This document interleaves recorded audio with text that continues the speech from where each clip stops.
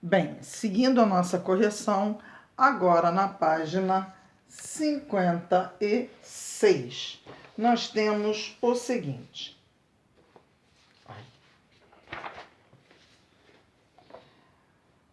Leia as frases abaixo e responda corretamente. É a parte da terra onde crescem as plantas e vivem muitos animais. Solo.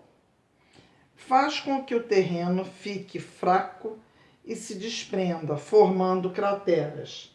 Erosão. Erosão. É o material utilizado para fazer tijolos. Argila. Número 2. Responda. Qual é a principal fonte de contaminação do solo e da água? Bom, várias são as situações de poluição do solo e da água, mas principalmente o lançamento de lixo e esgotos e os detritos das fábricas, tá? São os piores. Letra B. Por que as pessoas devem evitar plantar em lugares onde o solo esteja contaminado? Porque você pode adquirir doenças, tá? Lugares, às vezes, tem as enchentes. E se for um lugar que tenha tido rato, urina de rato, e a água passou, levou, e pode até matar os animais, tá? De leptospirose. Quais são as medidas que você pode tomar para evitar a contaminação do solo? Se a gente não poluir os rios, se nós não desmatarmos, se nós não fizermos queimadas, nós vamos estar protegendo o solo, tá bem? Na página 57, diz assim: encontre no caça-palavras as palavras que completam as frases abaixo. Opa, faltou alguém. Não tem problema não. Aí nós temos, as palavras são solo, ser humano, poluição, lixo e plantações. A partir do momento que você reconheceu, identificou essas palavras, você vai preencher as frases. Então, olha lá. O solo vem sofrendo com o lixo e a poluição. Com o passar dos anos, o ser humano poluiu tanto o meio ambiente que algumas áreas estão impróprias para plantações. Número 5. Complete as frases com as palavras do retângulo. Então, nós temos areia, vegetais, argila, animais, rocha, seres vivos. O solo abriga e permite o desenvolvimento de muitos animais. Tem o tatu-bolinha, tem a minhoca, né? O solo é formado por argila, rocha, areia e vegetais. O solo é muito importante para os seres vivos. Página 58. Leia o texto e responda as perguntas abaixo. As rochas são geralmente chamadas de pedras. As rochas são utilizadas na construção de estradas, prédios, pontes, etc. E na pavimentação de ruas e calçadas. Pavimentar é consertar. De algumas rochas são extraídos metais, como ouro, ferro, alumínio. Esses metais têm muitas utilidades, portanto, não devemos desperdiçá-los.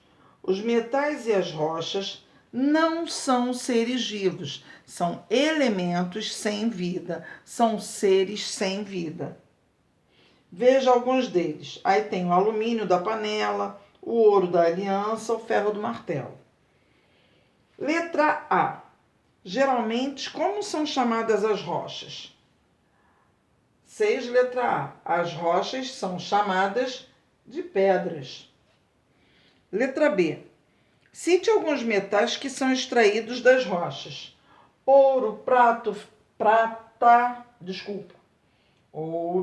prata, ferro, manganês, tungstênio, entre outros metais. Número 7. Siga as setas e descubra o nome do vilão dos recursos naturais, o desperdício. Desperdício. Por que o desperdício é o vilão dos recursos naturais? Porque o ser humano, ele não usa com cuidado, ele não usa replantando, por exemplo. Ele vai, desmata uma área muito grande, ele não vai replantar aquela área depois. Ele vai deixar lá, vai largar para lá. Isso é desperdício.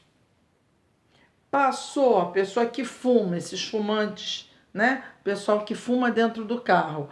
Passa na serra, joga a guimba do cigarro pela janela. Gente, faz um estrago na mata. Faz um estrago se a estrada estiver mal cuidada, tiver mato seco, acaba. Por quê? Acaba com os animais e acaba com o mato, né? É um incêndio, tá? Vamos seguindo com as nossas correções, tá bem? Bem, essa parte da matéria, a partir da 65, a partir da página, na realidade, número 60, a partir da página 60, nós vamos começar a trabalhar com os animais. Então, nós já vimos que os animais podem ser vertebrados e invertebrados, que eles podem ser mamíferos, e dentro dos mamíferos existe uma classificação, né? Nós vimos que podem ser aves, nós vimos que podem ser répteis, anfíbios, certo?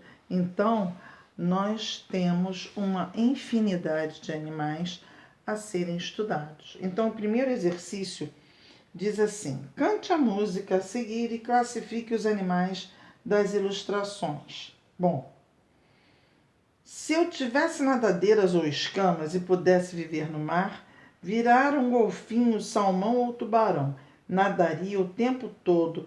Quanta diversão! É o peixe. Se eu tivesse uma cauda e agilidade, se eu fosse um macaco ou talvez um gato, iria saltar, pular em árvores, subir, para cima e para baixo.